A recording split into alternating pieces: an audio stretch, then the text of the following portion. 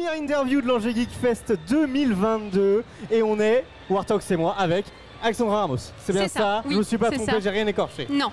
Parfait. Alors nous, on nous a dit, alors déjà on remercie les organisateurs de l'Angers Geek Fest de nous permettre de faire des interviews. On nous a dit voilà, que toi tu étais experte et notamment comics. Oui. Ah, alors, on s'est pas trompé déjà. C'est rassurant. On nous a pas raconté n'importe quoi. Tout va bien. Bon, il faut dire, j'aime Batman, c'est le meilleur. Ah ok. Alors là okay. on est complètement d'accord. Ok. Oui, enfin experte, c'est peut-être pas le bon mot, mais je gravite dans le milieu du comics depuis 5 ans. Je suis community manager spécialisé comics, donc je m'occupe d'une librairie comics à Paris depuis 4 ans. D'accord. C'est quoi le nom de la librairie? Le Comics Corner. Ok, d'accord. Boulevard Voltaire, qui est une librairie, une salle de lecture aussi, et où on fait des événements, dédicaces, rencontres, conférences. Je travaille aussi avec 404 Comics à la relation presse et j'écris pour le site Batman Legend, le magazine Canal BD et Geek Magazine. Et j'ai mon podcast à moi qui s'appelle Comme dans ta bulle où je parle de la com et des comics. Voilà, plein de trucs. Voilà, c'est une passion que j'ai transformée en mon métier et que voilà, je suis trop heureuse depuis 5 ans quoi. Comment t'es tombé dedans? Comment t'es tombé dans les comics? Le tout premier comic c'est Batman, d'où je sais pas s'il voit mais gros tatouage Batman. Enfin Batman c'est toute ma vie. En gros je suis tombée dedans, mon frère lisait Spider-Man, Deadpool. Et j'étais là en mode, oh je sais pas, je veux un truc un peu plus sombre, évidemment. Ah bah là on est dedans. Et vraiment au pif, une librairie et tout. Et je suis tombée sur Batman la cour des hiboux, donc le run de Snyder, un des meilleurs runs pour débuter en tout cas. Et ça a été un coup de foudre et en fait j'ai pas arrêté. Alors aujourd'hui maintenant je lis du roman graphique, du comics indé, du Marvel, etc. Mais tout est élargi. Mais ça reste ton coup de cœur Batman. Ouais, Batman, je lis tout ce qui sort. C'est un univers hyper large parce que c'est vrai que les gens qui s'intéressent aux comics par le biais des films finalement ne savent pas que derrière c'est énorme en fait l'univers. C'est énorme, c'est varié et c'est aussi très différent finalement des mangas parce qu'on va avoir des runs. Et donc avec des auteurs différents, des dessinateurs différents, des ambiances différentes. C'est ça, t'as le concept de reboot aussi. Donc en fait t'as jamais de fin de personnage. Typiquement Batgirl qui est devenue après le comics Killing Joke Oracle, donc une héroïne en fauteuil roulant. En 2011 il y a eu un reboot et elle est redevenue Batgirl avec le costume et pour sauver Gotham. C'est toujours Barbara Gordon, c'est ça? C'est toujours Barbara Gordon. Tu suis, ah parfait, parfait. Je suis pas mal. Alors autant je suis un peu mauvais côté Marvel, autant j'ai lu pas mal de Batman. Voilà. Ok, et du coup, en termes de contenu, si on résume, donc tu disais, donc tu as du podcast. J'ai du podcast, Donc dans ton podcast, c'est quoi le schéma? Qu'est-ce que tu présentes? Le schéma, comme du coup moi je suis community manager et que je travaille dans les comics, c'est évidemment au début présenter. Alors j'ai fait toute une saison sur tous les corps de métier autour du comics. Ça m'intéressait vraiment de décortiquer qu'est-ce qu'il y a derrière et dire aux gens en fait il n'y a pas juste le scénariste et le dessinateur, il y a le coloriste, le maquetteur, le lettreur, le maquettiste. Donc j'ai fait toute une saison dessus et il y a une autre saison sur comment on parle des comics autrement, donc les romans autour des comics, les magazines, les jeux de société. Et il y a aussi une partie focus. Là, typiquement, le dernier, c'est sur Moon Knight. Donc il y a un journaliste expert qui lit du Moon Knight depuis des années qui est venu parce que ça m'intéresse aussi je suis contente que les héros sont popularisés via les films et les séries, mais c'est pas vraiment vrai. Enfin, tu vois ce que je veux dire? Le support originel, il faut toujours retomber dessus. Là, Moon Knight, ce qu'on montre, c'est très très bien, mais c'est très éloigné du comics. Oui, c'est sûr. Donc j'aime bien revenir un peu au fondamental et poser des questions, etc. Et puis il va y avoir toujours une question sur la com, le marketing, qui est d'autant plus important aujourd'hui. C'est ça, tout à fait. Non, pour l'instant... Oui, parce que moi j'allais dire, pour rebondir sur les films et les séries, c'est vrai que ça démocratise. Mais par contre, on dit souvent que les comics, surtout à l'âge d'or, ils étaient là pour passer des messages. Aujourd'hui, il n'y a plus vraiment de messages. Il y a des petits messages. De toute façon, le comics, il est politique, il restera politique tout le temps. Je parle par rapport aux films et aux séries qui sont beaucoup moins politiques. Pour le coup. Oui. Ils sont très casuels parce qu'il faut plaire au grand public, il faut que ça soit bankable et que les gens viennent et surtout que les gens continuent. Mais là, tu vois, le comics reste politique. Dernièrement, il y a eu un nouveau personnage féminin dans l'univers de Batman qui s'appelle Punchline. Et donc une nouvelle alliée du Joker parce que finalement, Harley Quinn, devenue indépendante, il faut peut-être lui retrouver quelqu'un. Donc encore une fois, ça pose des questions sociétales liées au féminisme, etc. Et donc cette punchline-là fait des podcasts, utilise Twitter. Donc voilà, on le relie toujours à notre société d'aujourd'hui, quoi. Oui, et c'est ça que j'adore et que je dis aux gens, oh moi j'aime pas les comics, c'est des bagarres super-héros extraterrestres. Oh mon Dieu, non, enfin juste là, le comics Gotham Central, c'est toute l'histoire de JCPD, donc que des enquêtes avec les flics de Gotham, quoi. Donc lisez des comics. On est loin des a priori. Non, c'est vrai que c'est vrai qu'on a cette image, surtout ce qui est arrivé en France, c'est vraiment le côté super-héros, mais bon, déjà c'est beaucoup plus large que ça. Ouais, complètement.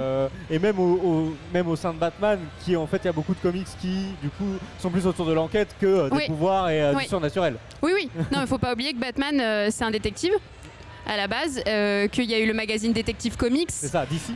Voilà, et là ils remettent un peu au goût du jour le dernier run, donc Batman Détective veut redonner un peu cet aspect enquête. Et d'ailleurs ça a aussi été un peu l'inspiration pour le dernier film, qui est un peu plus dans le côté complètement, détective. Complètement. J'ai adoré le dernier film. Il y a évidemment des petits trucs qui vont pas, mais ça c'est tout le temps, mais voilà, mais il y a une enquête, il se fait balader dans tous les côtés, c'est super. Pourquoi les comics, c'est pas les mangas ou la BD franco-belge?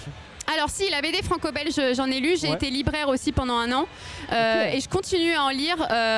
Les comics, c'est juste que pour tout suivre, il faut du temps.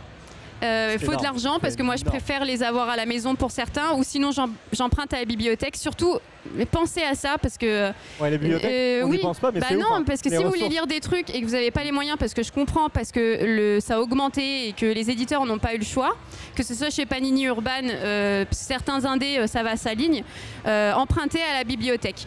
Ou venez au Comics Corner pour la salle de lecture. Et du coup, comment ça marche, c'est quoi le concept? Parce que je connais pas forcément ce concept-là. Le concept, il existe beaucoup aux États-Unis. C'est le premier. Alors en France, je sais pas, mais en tout cas en région parisienne. Et donc du coup, tu as une salle de lecture avec à volonté popcorn, café, thé, etc.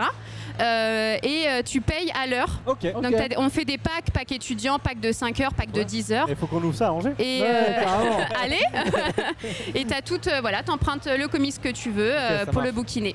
Ouais, ça marche, surtout qu'entre tes mangas, mes comics, je pense qu'on a une bonne collègue. Ouais, il y a moyen de faire quelque chose de plutôt cool.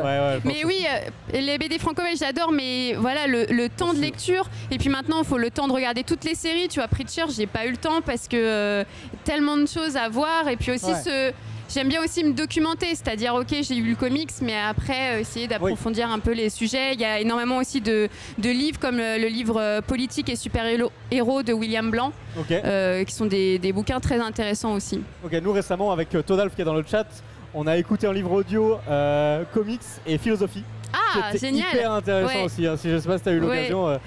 Sinon, il y a un bouquin super, là, je l'ai interviewé pour mon podcast, mais c'est pas encore sorti. Il y a eu un bouquin Freud et les super-héros d'Anthony Huard qui décortique un petit peu la psychologie et les névroses de tous les super-héros. Mais c'est là où on voit qu'il y a plein de trucs à dire, Vanad qui troll. Oui, c'est Vanad, quoi. Un avis sur Crypto Superdog. Oui, bah voilà.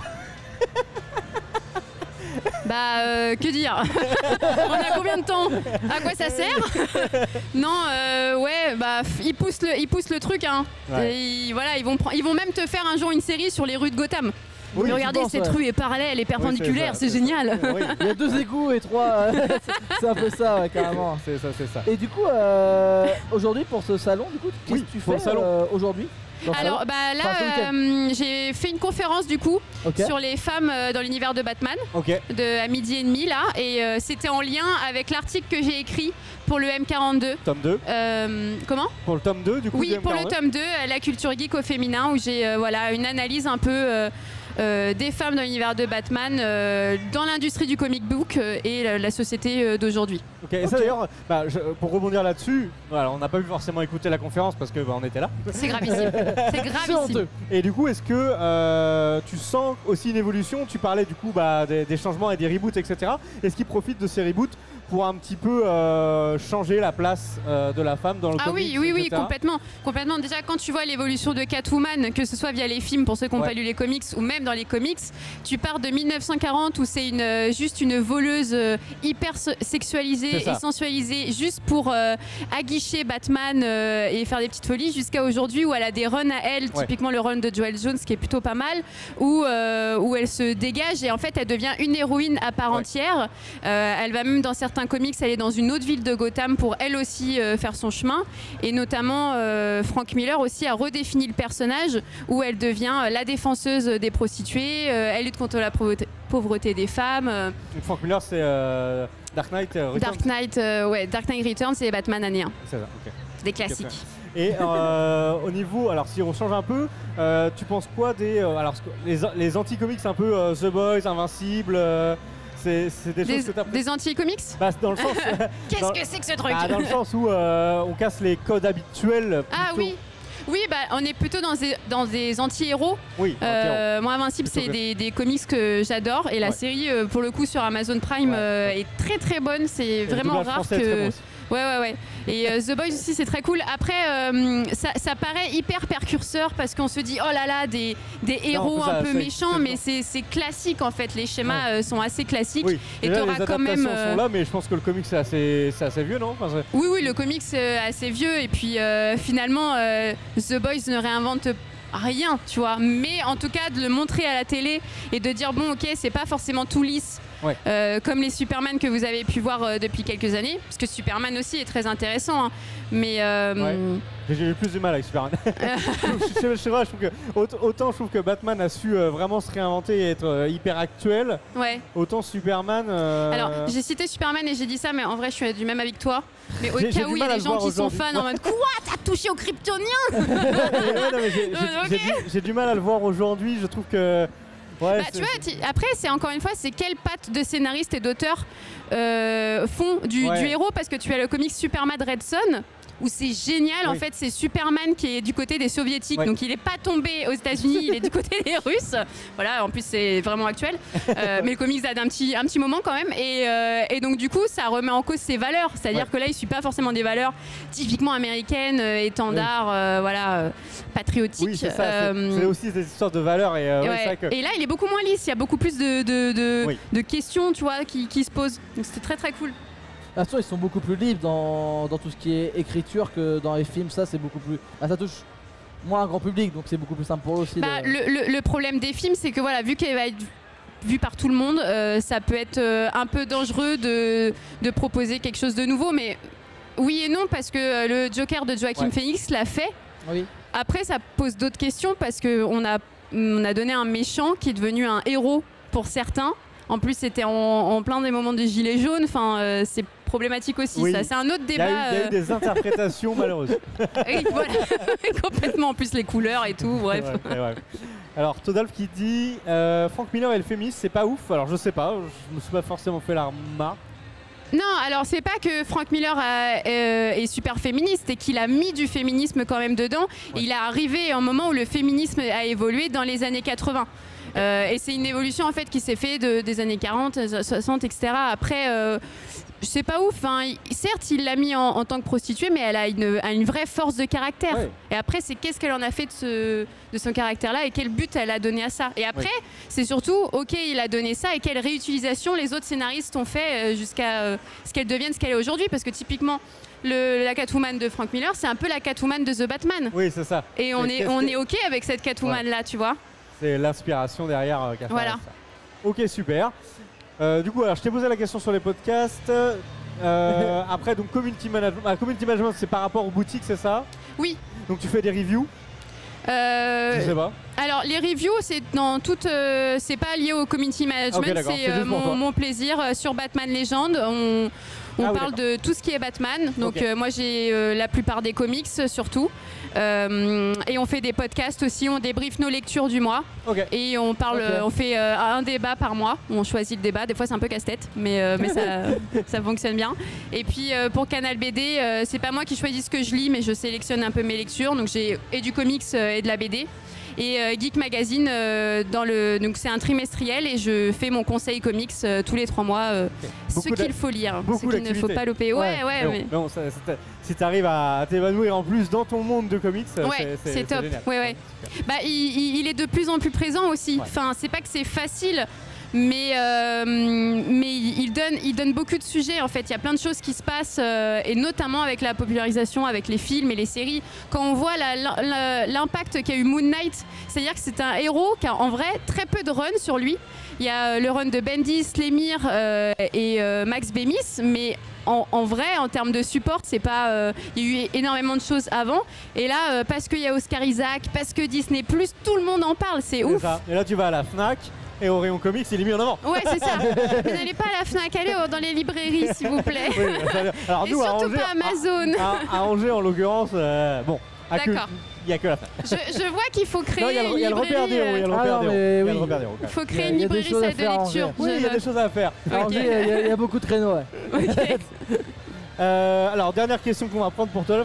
Est-ce que tu imagines le retour d'un Batman coloré comme dans la série des années 60-70? Oh, est-ce qu'on a besoin de ça? Est-ce qu'on a besoin de ça? Est-ce qu'on a besoin de ça? Non, mais en vrai, quand j'y pense, Adam West, c'est bien. Quand tu le revois aujourd'hui avec le recul, tu te poses comme ça une soirée et tu rigoles. C'est drôle, tu vois, le bim-bam, les onomatopées, etc. Après, je pense que...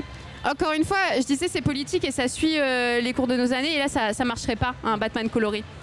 On est plutôt sur le dark et justement je parlais de Moon Knight. Le héros c'est un héros avec le syndrome des troubles d'identité, tu vois, il a le TDI, donc on est plutôt dans un mood dark en ce moment. Je suis pas sûre que ça fonctionnerait. Par contre, ça pourrait fonctionner en série animée.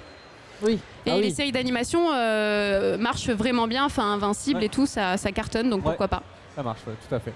Ok, et bah écoute, merci beaucoup d'avoir donné un peu de ton temps là ici à l'Angers Geek Fest.